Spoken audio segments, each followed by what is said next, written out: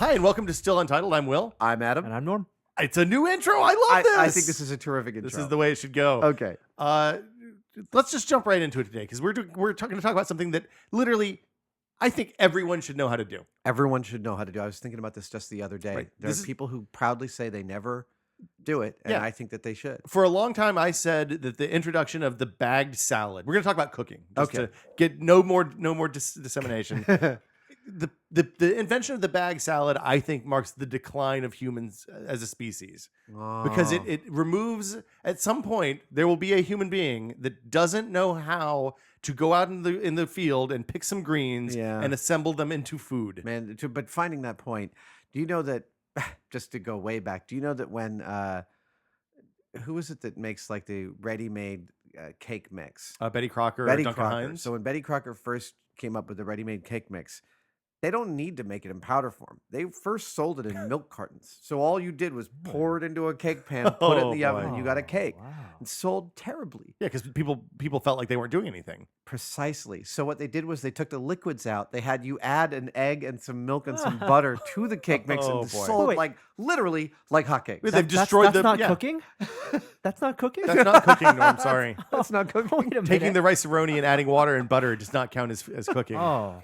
Sliding scale. Annie's mac and cheese, not cooking. So Sure. So you're saying this is an age-old argument. My bag of salad argument is eons old. It is an age. Well, see, I think that there's a lot of space for people to prepare their own food. I think anybody that's going to go and dress their food in some way, whether they're putting more sriracha on it, is inclined towards improving what they put into their mouth.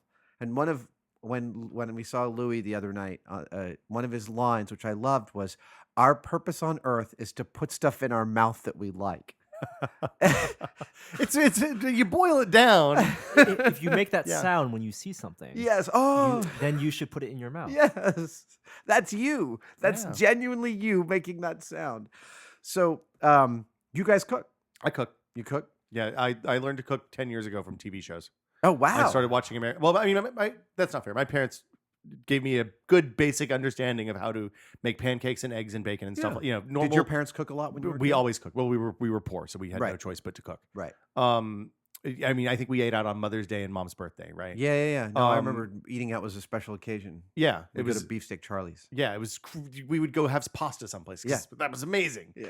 But yeah, so I learned how to make basic stuff and grilled chicken and stuff like that. But then I started watching America's Test Kitchen on PBS, and that was around the time of the rise of the Food Channel, and learned learned about making more than food for sustenance, but more food because it's good and because It tastes good. it tastes good and I love it. Yeah.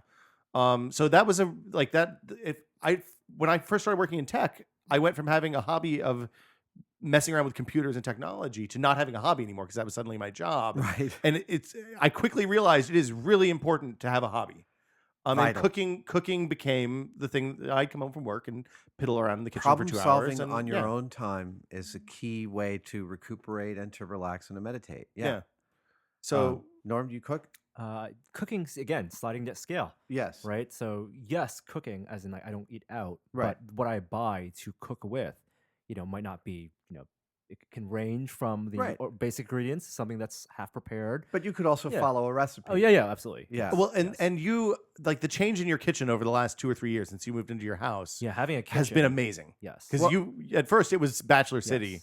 And now it's like you can prepare food in there. You have all the bits you need to make food. Well, let's also talk about, I know plenty of people. My wife is one of them. She can follow a recipe really, really well. Mm-hmm. And what she makes from it is fantastic. But she often feels like, I didn't do anything. I just followed the ingredients and put them together. Well, but that's a hard thing. Well, it is a hard thing. And it's also, that's a big sliding scale, because if you just crack open many cookbooks like The Joy of Cooking, it's a phenomenal book, but you need to know things underneath what it's telling you. The why. You need some technical support. And you might not know that Oh, it's going to be, for instance, all baking should be done with your butter and your eggs having been at room temperature for a couple of Right. hours. It's all going to be better if you do that. Weigh your dry ingredients when you bake. Weigh your dry ingredients. Put your chocolate chip cookie dough in the freezer before you bake with it, and the cookies won't seep as much. These little things that cookbooks often don't put in. Now, there are those that do. Well, even Cooks Illustrated. Cooks Illustrated is a phenomenal example of you follow it exactly as they say, and you will end up with exactly what they ended up with. And the other thing that they do really, really well is they explain the lingo of cooking and the why of cooking. So they'll explain why what folding is. When it says fold these two ingredients together, it says here's how you do that. Right. And then it says here's what it should look like when you're done, and here's why you do that. Right. And that to me gave me a foundation of understanding the theory of cooking that let me then kind of say, oh, okay, if I do this, then I can take a little bit of the fat out and add a little sugar back, and I'll end up with the kind of cookie that I want. Tweaking a recipe as you're going along, Absolutely. understanding why certain things happen, Well, and making it for your own personal preference. The editor of Cooks Illustrated doesn't like that. He's like, people tweak because they want to be creative. I don't agree with him. He thinks people... But he has this whole thing that he came out with saying cooking ain't art and it ain't easy. I agree that it's not easy. I don't agree that it's not art. I've had... Well, you modify it for... Everyone has different tools everyone has and different tastes. So how can they all be the same? And you might not have the exact ingredient that you need. You might not have the creme fraiche. You might only have something close to it. So you might try something slightly different too. South Park joke. No, but that's it. And I guarantee you that your idea of the best chocolate chip cookie and your idea of the best chocolate chip and mine are all completely different. Totally different. Yeah. So Chris Kimball's a really, really smart guy and a lot of stuff, but he's built a whole magazine on tweaking recipes, just to be clear. Right. Like that whole thing. But I guess he considers that once he's done, But the tweaking has been completed. But they revisit recipes all the time. It's my favorite thing about what they do is their best pizza dough recipe has been 8 different recipes over the last 10 years. Okay, so anyway. Cooking is a big part of our lives in my family. Do you all cook together as or in general, my wife does the majority of the cooking. She is a really, really intuitive and wonderful cook. She really understands the stuff. She makes, I think, one of the best banh mi sandwiches in San Francisco, honestly, with pork belly and pate and the whole works. It's phenomenal. She's a wonderful cook. So she does the majority of the cooking. My specialty is eggs. I cook eggs in every way there is, and I love eggs. It is one of my desert island foods. Do you do the slow cook, the Gordon Ramsay slow eggs? Do you do that's one of my key ones. The Gordon Ramsay slow eggs is key. Yeah, the Gordon Ramsay slow eggs are a life-changing thing. Completely. And in fact, actually, I've talked to other chefs and they're like, "Oh, slow cooking is the only way." Yeah. Like it is substantively different. You couldn't quite make a business model out of doing it in a restaurant because it takes like 20 minutes per order. But man, there's just nothing as sweet and delicious. Well, you know, the end around for that is the sous vide egg, because you can do the slow cook because you can control the temperature right. But I don't know if you could do sous vide scramble. No, you do soft cook. So it's like a soft egg. Yeah, the soft boiled sous vide is also totally amazing and changed our lives. In fact, we got the sous vide machine. We tried meat in it. I must say, I don't love the taste of meat that's cooked in cooked sous vide. I can tell. Are you doing it too? So I mean, you finish it, right? Yeah. I finish it by searing it. I've been cooking steaks forever. Yeah. So I can fry and broil and. Do you sear on a grill or something, or do you use a blowtorch? I have used a blowtorch. The blowtorch is a lot more fun. I have actually used a blowtorch. I prefer using a frying pan. I'll often sear it. So you like that? My secret is I sear it in bacon grease. Oh, that's good. Yeah, on a I'm cast pro iron that. skillet. Or? Yeah. On a cast iron skillet, Yeah. the bacon grease allows me to get incredibly hot, and I sear the crap out of that thing. I have made really good steaks, and I love the texture of a medium rare, if not all the way towards rare, depending on the cut. Yeah. And I also like the way sous vide can render the fat and make it really, really soft. That's the thing I like more than anything. And it breaks down the connective tissue if you do the right temperature. If you do, but I find that the best thing that sous vide does for us is the egg stuff. I mean, just the soft boiled eggs are insanely delicious. Well, and you can do scrambled eggs if you have the right kind of vacuum sealer. You can't do it with the cheap food saver, but if you have the vacuum chamber one, then you can. Then you can do liquids. Yeah, and you won't suck the egg out into the vacuum chamber, make an incredible suck mess it right there. Yeah. So yeah, I mean, cooking has been a key. Is the family together when you cook? Yeah, or is absolutely. It like the kitchen has a center counter with 4 chairs up to it. So me and my wife and the boys often are in, and there's also a couch in our kitchen. It's really awesome. Good God, man. And so there's a lot of hanging out in the kitchen. My boys are both have quite excellent palates for 13-year-olds. One of them thinks he doesn't like mushrooms, but he'll figure that out at some point. That's a subject we should talk about. The changing taste as you get older is something I want to talk about. But we should do. That's a research whole before subject because I got a I'm bunch putting of that stories in the about back. that. Yeah. And it's very social. There's a lot of discussion. One of the things, the way my wife and I cook is, she'll often ask me to do the final dressing on something, add the right amount of salt or the right amount of pepper or spice, or it's too salty. How do we bring that down with a little sugar? And maybe we need this kind of balance to the acid, so it's balsamic vinegar instead of a normal vinegar. Those kind of things are, and that's the most fun. Yeah. Is doing that final dressing. I'm by no means super proficient in the kitchen. There's a lot that I don't know. The one dish that I can make almost blindfolded is mashed potatoes. So tell us your mashed potato strategy. If we're not giving away any Savage Family secrets. It's mashed potatoes, butter, salt, sour cream. Oh, you do sour cream instead of milk or cream? I do sour cream. I also use a little milk. Okay. I don't have any measurements because I never use. What kind of potatoes? Like Yukons, I particularly like Yukon Golds or the little red ones from Washington. Oh, the waxy ones? The ones that are small. Like new potatoes. Yeah. I like smaller potatoes rather than the bigger potatoes. So those are two very different, because one's a real starchy potato and Yeah. one's a real kind of fluffy potato. The smaller they are, the more distinct the taste is, and that's what I like. I like to have a very specific taste. I never use measurements. It's literally like I look at the amount of potatoes, and if I'm serving 4 people, it's probably almost a whole stick of butter. Yeah. That goes into that thing. That's some good potatoes. Then it's a bunch of sour cream, and I do most of my dressing before I've tasted it. So I put in a bunch of sour cream. How's the texture? All right, maybe a do little. You do bit the hand masher, or do you do I the? use the hand masher. Okay. Yeah. And then I throw in. I'm really good with salt. I know how to put enough salt in. Well, salt's tricky too, because some people are a lot more sensitive to it than others. They are. I guess maybe that's. But I don't smoke, so I'm less sensitive to it than I used to be. Yeah. So I'm more sensitive to it than I used to be. And then usually after I've added all of that stuff, I taste it and I'll add the last bit of salt and pepper to taste. Yeah. And it's just one of my favorite dishes in the world. Good mashed potatoes are like nothing else. Well, so the thing that I found when I was first learning to cook is that if you start with some really basic stuff, you learn how to steam vegetables. Yes. You learn how to saute a piece of meat in a You learn skillet. how to not over steam vegetables. Yes. The broccoli should be bright green, not dark green. Very important. Asparagus, 6 minutes and you're out. Never I longer. know. I'm going to tell you, asparagus you should just never steam. Asparagus should be roasted. No, you could steam it. You steam it upright. Oh no, You steam it upright 6 minutes. I guarantee you, with my mock hollandaise. So we do olive oil on the roasting pan Yeah. with salt and pepper, and then just chuck that in there and let it go until it looks right. And That's cool. I'll try that. We'll go side by. All right. The roasting of A/B vegetables testing. and The roasting, bacon yeah. were two big lessons we Interesting. learned. Yeah. So, but you don't need a whole lot of equipment. It's not like you need to go out and buy a giant all-clad set and spend thousands and thousands of dollars on kitchen stuff. You literally need one $20 chef's knife. You can go to Bed Bath & Beyond and I'll get the tell you, when Victorinox. my friend who's a chef comes over and she's cooked in my house, she's an amazing chef. She just grabs like one knife and uses it all night. Yeah. There's no preciousness about it. Like at that, it doesn't matter. It's a chef's knife. It Yeah. rocks. You can cut anything with it. You can butterfly a chicken. You can julienne vegetables. Yeah. It's $20. Go get Yeah. it. That's all you need. A chopping block and then a couple of $10 skillets from, like I said, Bed Bath & Beyond. I'll tell you, Walmart, I buy my skillets from the restaurant supply place with the big blue silicone handle. The Oh, those are nonstick. great. I just wore out my first one, which I bought like 5 years ago.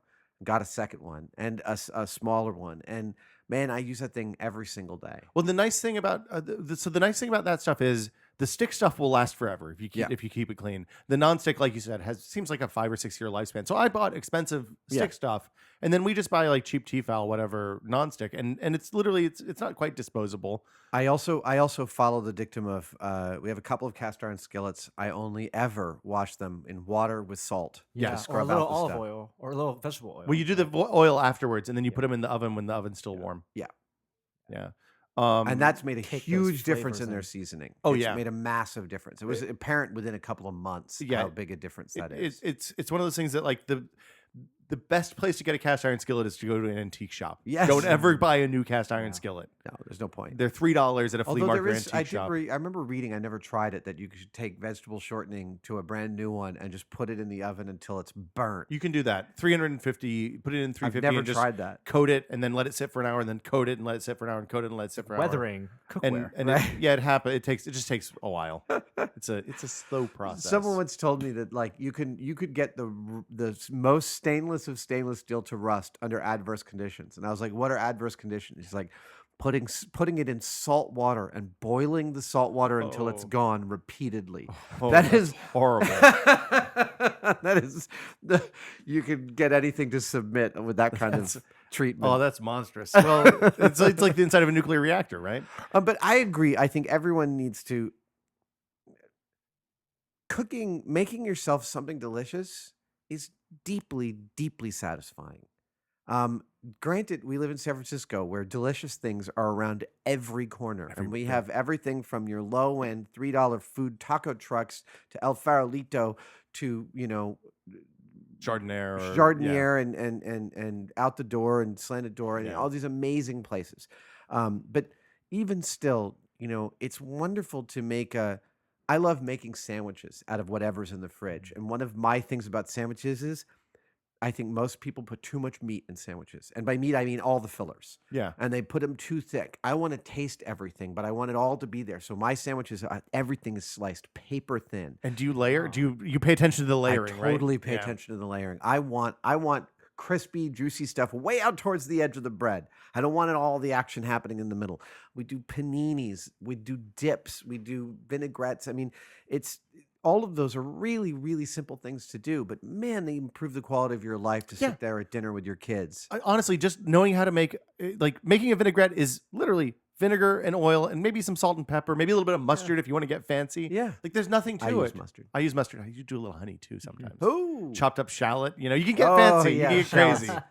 But yeah, and the other thing is knowing where in the grocery store to shop. So shopping on the edges at the meat counter and the produce and not in the middle with the processed food in the freezer. I mean, there's a time and a place for freezer stuff. Yes. And a lot of times buying frozen vegetables is way better than buying canned or fresh or whatever. It depends on the peas, brand, but yeah. Never buy fresh peas.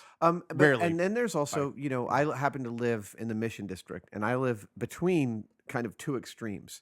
2 blocks from my house is Buy Right, Buy Right grocery store, and it's like the greatest grocery store in all of it's magical. the world. It's incredible. It's also quite expensive. And it's really packed all the time. It's really packed, and yet you never wait online more than 5 minutes, no matter how long that line is. The staff is incredible. As much as you're paying, you should never have to wait in line. And you don't. Right. They should send a guy, you should have a shopping concierge. Checks you out as you walk through the store. It's kind of unbelievable how well that place runs. Yeah.